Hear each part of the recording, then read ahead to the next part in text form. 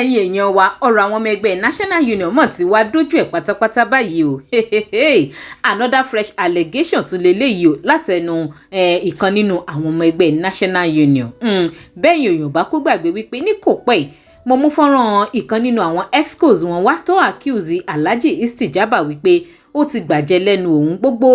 ìlàkàkà òun kóun sì lè rí iṣẹ́ òun gbà padà òun ló já sí pàbó nínú fọ́nrán yìí ẹ̀túgbọ́ allegation míì tí ìmíì nínú wọn náà tó tún fi kan Alhaji Istijabah o tó sì ń jẹ́ ó di mímọ̀ báyìí wípé èrò ọkàn Tafa Sego ó yàtọ̀ gédégbé sí ti ń bẹ lọ́kàn Istijabah kódà ó ṣàlàyé ilẹ̀kùnrẹ́rẹ́ nípa àwọn ìwà tí ò tọ́ tó wà lọ́wọ́ Istijabah bí ṣe máa ń forí táyé tí ó fi gbá Kàìndé ọ̀rọ̀ ìlágbára o kódà ó sì jó máa di mímọ̀ gan nínú fọ́nrán yìí wípé báwọn kan nínú ẹgbẹ́ yẹn báwọn ṣe ń ṣe ti Alhaji Musiliu Ayinde Oluomo pé ìyẹn gan ló fà á tó fi dàbí ìgbà wípé àwọn táwọn jẹ́ Oluomo nation àwọn ní problem pẹ̀lú Istijabah pẹ̀lú bó ṣàṣe ń gbẹ́sẹ̀ lé gbogbo iṣẹ́ tó yẹ kí àwọn máa ṣe gbogbo iṣẹ́ àwọn pátá ló ń gbẹ́sẹ̀ lé lẹ́yọ kọ̀ọ̀kan ẹ wo ọ̀rọ̀ pọ̀ náà òwe kọ́bọ̀ nínú fọ́nrán yìí bí ṣe wá máa fi fọ́nrán ọ̀hún lẹ̀ ẹ má gbàgbé láti máa bá mi follow DIGINAIJA online tv lórí Facebook link tó wà ní comment section fídíò máa gbé yín lórí Facebook page wa lórí YouTube ẹ máa bá mi tẹ subscribe button tó wà lábẹ́ fídíò kẹ́sì máa bá mi like and share kó máa lọ káàkiri ó yá fọ́nrán ọ̀hún rè ẹja àjọgbọ́ gbogbo àlàyé tọmọ ẹgbẹ́ yìí tó tún ṣe nípa Istijabah àwọn allegations tó fi kàn fọ́nrán ọ̀hún rè. primary la ṣe wà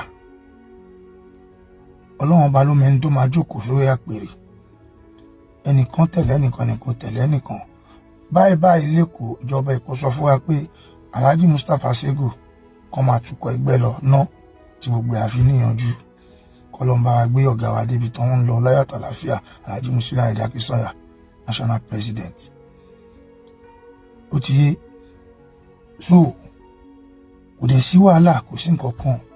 oríṣiríṣi èèyàn ló wá sórí social media sọ̀rọ̀ but àwa ò ṣe rí but a gbọ́dọ̀ ṣe eléyìí nítorí pé kó lè wà nù àkọsílẹ̀ àṣẹ tó ń bá Alhaji Azeez Abiola jà gbogbo wa jọ wà ní but nítorí pé ìwà ń wára tí wọ́n fi lọ górí iṣẹ́ àwa kan nítorí à ń tẹ̀lé Alhaji Musiliu tí ò yẹ kó rí bẹ́ẹ̀ kò ṣe pé ẹnìkan kàdá lọ bẹ́ẹ̀ nìkan àbẹ́nìkan lọ bẹ́ẹ̀ nìkan jà everywhere wà peaceful anybody ń ṣiṣẹ́ ń san dues síbi tó yẹ kó san sí àjẹ gbèsè àṣẹ anything fortunately ẹ̀dẹ̀gò oríṣẹ́ wa láti bí oṣù méjì sí gbàtàdé lọ bá Alhaji Tafa Sego àlọ́bá àwọn àlọ́ sí state report àkọlẹ́tà àṣẹ everything okay wọ́n dẹ̀ pè wá papọ̀ wọ́n ní ká lọ yanjú ẹ̀ lé wàtá máa wọ́n ṣe ló ń sọ fún wa pé gbogbo ohun bí tó wà ń ká mú ká lọ ṣé àwọn tó ń gbowó fún tó ń ra mọ́tò fún ṣàbáwà lówó lọ́wọ́ tá lè fi bóun fà pé wọ́n lè bóun sọ anything èmi personally mo tún pe Alhaji mo tún send message sí wọn Alhaji Tafa Sego pé gbogbo ìgbé nǹkan tẹ́yìn ń ṣe ó yàtọ̀ sí nǹkan t'Alhaji Azeez ń ṣe gbogbo pé kó lè dá tẹ́yìn ṣe ó yàtọ̀ sí tiẹ̀ èrò ọkàn Alhaji Azeez yàtọ̀ sí tiyín ẹ bá wa wá nǹkan ṣe sí wọn ní kò sí wàhálà so up till now nothing has been done àwọn òde ń ṣe oníwàhálà àti dé ọ̀dọ̀ CP àdè lọ sọ́dọ̀ DC Ops so wọ́n dẹ̀ lọ máa pè àrí àbọ̀ àrí kókó nǹkan torí ẹ̀ pé so àfiwá rọ gbogbo ẹ̀yin èèyàn nídìí iṣẹ́ yìí ìjọba Èkó gọ́vnà Babájídé Sanwó-Olú chief of staff wa Lagos State ẹjọ́ kò ní bàjẹ́ commissioner for transportation ẹ bá wa wá nǹkan ṣe sí ẹ bá wa pé wọ́n ṣàkíyèsí torí pé wọ́n ní nǹkan tó bá ṣe tì ilẹ̀ ló ń gbé nítorí máa ń sọ nìyẹn pé ṣáwa ní owó tá lè fi bá wọn fà ìbò la fẹ́ dé táwọn bá ti gbówó lẹ̀ wọ́n sọ frankly báyìí lójú wa ni ṣẹ́dẹ̀ mọ́ àti gbọ́dọ̀ bẹ̀ sí sọ̀rọ̀ burúkú síra wa torí pé gbogbo wa jọ mọ́ra wa. Ẹni tí abálàbà ṣe kò ṣe pé bá pé torí nǹkan iṣẹ́ ló pa á pọ̀ lóòótọ́, but èèyàn tó máa ń fi àgbò bára wọn jà kò ń ṣèyàn rẹ̀ tó ti yé. Àwọn ẹni tó bá ń tẹ̀lé èèyàn kan àwọn tó ń benefit lára ẹ̀ kóhun tó lè máa tẹ̀lé, ṣùgbọ́n ọ̀rọ̀ tí ní pọ̀ kò dẹ̀ ní bàjẹ́ fún ọ̀gá wa Alhaji Musiliu Ayinde Akínsọ́yà.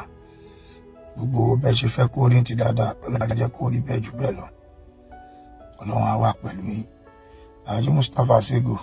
Ọlọ́run á wà pẹ̀lú gbogbo yín. Ọlọ́run tó fi ìdùnnú ẹ̀ tó fi kó gbogbo yín jọ àtàlájì Ọjọ́ra Suleiman Ọjọ́ra Kúdẹ̀tì. Ọlọ́run tó fi ìdùnnú ẹ̀ tó fi kó yín jọ lánàá tẹ́ ti bẹ̀rẹ̀ kò ní fi ìbínú ẹ̀ kò ní fi tú yín ká. Èmi ń sọ mò ń sọ, Ọlọ́run á bá wa yanjú èdè àìyedè láàrin yín. Torí pé àwọn kan máa ń wá opportunity, gbogbo àwọn Istijabah opportunity ló ń wá pé tá ni yóò bá ti tò wọn á lè dára tó ń fẹ́ dá. Orí dẹ̀ ló ń dádé fún ni, ewu lóye ẹni bá máa jẹ́ ajẹ́. Tọ́lọ́n bá kádàrá pé o máa ṣe chairman tó hàn Lagos State wàá ṣe, tọ́lọ́n bá ní òní débẹ̀ gbogbo nǹkan àsìkò ní ẹ jẹ́ ká gbé jẹ́ fórí. Ṣó ti yé yín? Ìyẹn Istijabah mo sọ o, tó bá wà ní àkọsílẹ̀ wà débẹ̀, má wàá ba ilé jẹ́ kẹ́ tó débi tẹ́ ń lọ. Àwa la bá yín ṣiṣẹ́ àti mọ̀ yín for long, àmọ́rúwà tẹ́ni ẹ tiẹ̀ máa ń fèsì ẹni mi mo sọ̀rọ̀ sí mi ò fi bẹ̀rù balágbára ṣe mo ṣe wà yìí, mi ò fi bẹ̀rù balágbára ṣe nítorí pé mo mọ àwọn ìwà tẹ́ máa ń hù, nítorí pé ẹ fẹ́ ga, nítorí ẹ fẹ́ dépò. Ẹ máa jẹ́ kí àwọn méjì kan máa bára wọn jà, ọ̀tọ̀ lẹ máa sọ fún Táyé, ọ̀tọ̀ lẹ máa kọ́ Kẹ́hìndé sí Táyé, kò yẹ kó rí bẹ́ẹ̀. Àdẹ̀súnmọ́ yín torí bá rí pé bóyá pé èèyàn Ọlọ́run la pè é. Ẹ̀yin èèyàn abẹ́rẹ́ wípé ọ̀rọ̀ yìí ó gbẹdẹmukẹ. Kí lè ro tiyín lórí gbogbo allegation tó ń jáde lọ́tún lósì nípa Istijabah yìí? Ǹjẹ́ yín náà lérò wípé ó yẹ kí Alhaji Mustapha Adékúnlé Sego tí àkóso ẹgbẹ́ náà ní ìpínlẹ̀ Èkó tó wà ní ìkápá wọn lásìkò yìí, ó yẹ káwọn náà dìde láti dá sọ̀rọ̀ yìí? Nítorí gẹ́gẹ́ bí tí ìkọ̀kọ̀ wọn ń ṣàlàyé, ẹni tí mo kọ́kọ́ mú fọ́nrán ìwà lọ́jọ́ sí tó sọ àti tí ọmọ ẹgbẹ́ yìí náà tún ṣàlàyé, wọ́n ti jó di mímọ̀ báyìí wípé